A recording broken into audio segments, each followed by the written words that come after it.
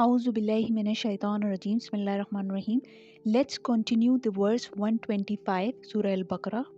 Allah subhanahu wa ta'ala instructed Prophet Ibrahim alayhi salam and his son Ismail alayhi salam to purify the Kaaba for worshippers, those who perform Tawaf, those who stay there in devotion, for example itikaf, those who pray by bowing and prostrating.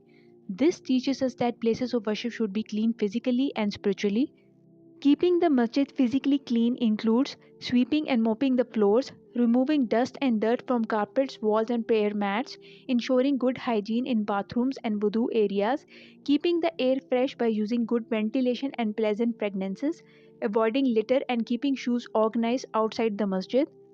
And a masjid should not only be clean physically but also pure in its spiritual environment, and this includes masjid should be a place for worship, not for showing off or personal gain.